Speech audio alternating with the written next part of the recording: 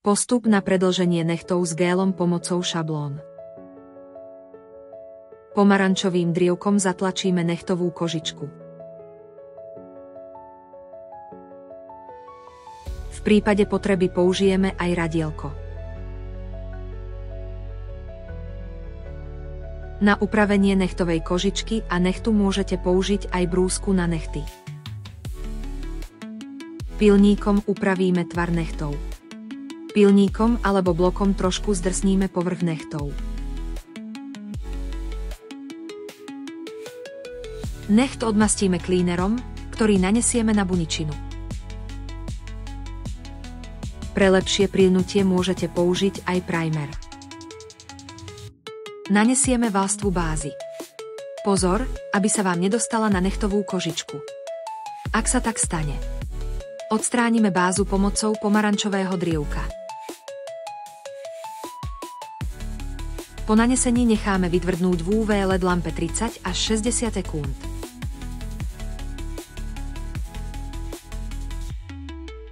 Bázu nanesieme ešte raz a necháme vytvrdnúť opäť v LED lampe.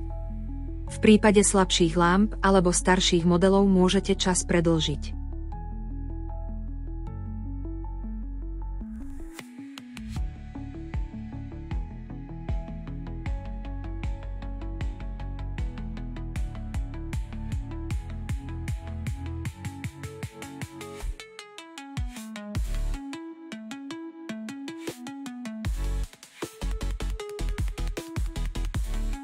Teraz si pripravíme šablónu na nechty.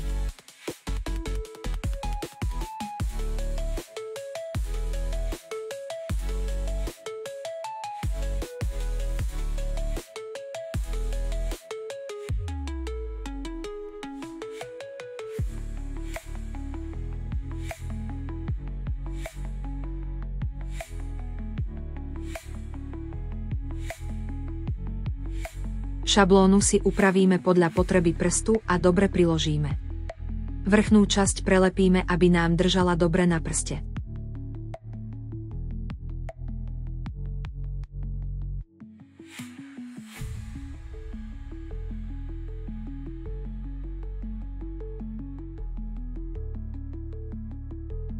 Pomocou šteca nanesieme gel a na šablóne modelujeme potrebnú dĺžku a tvar nechtu.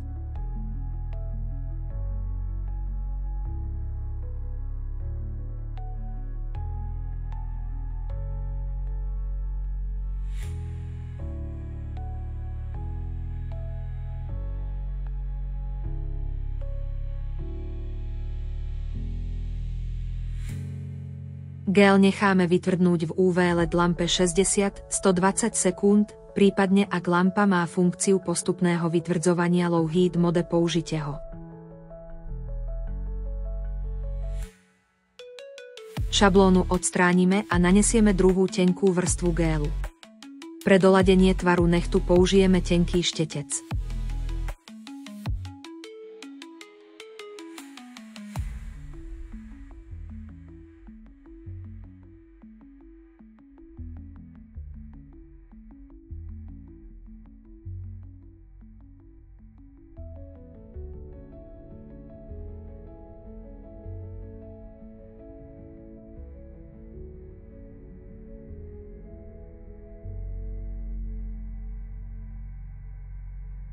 Necht dáme opäť vytvrdnúť do LED lampy na 60 až 120 sekúnd. Prípadne ak lampa má funkciu postupného vytvrdzovania low heat mode použite ho. Klínerom očistíme lepivú vrstvu z nechtu. Pílnikom si upravíme necht do finálneho tvaru a kevkou na nechty očistíme necht.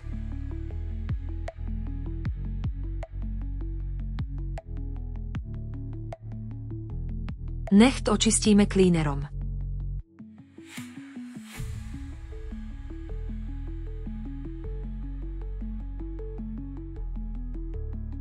Nanesieme farebný gel lak v tenkej vrstve alebo ako v našom videu, vytvoríme francúzsku manikúru.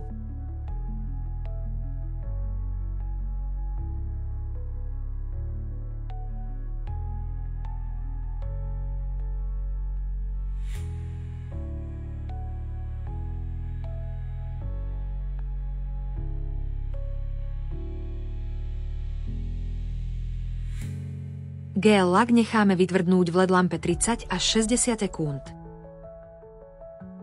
V prípade potreby nanesieme druhú vrstvu a necháme opäť vytvrdnúť v lampe.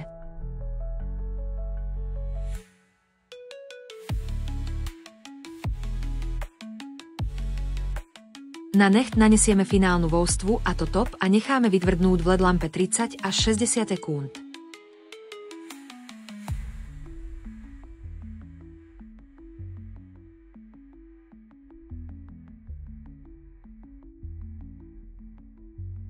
Posledným krokom je nanesenie olejčeka na nechtovú kožičku.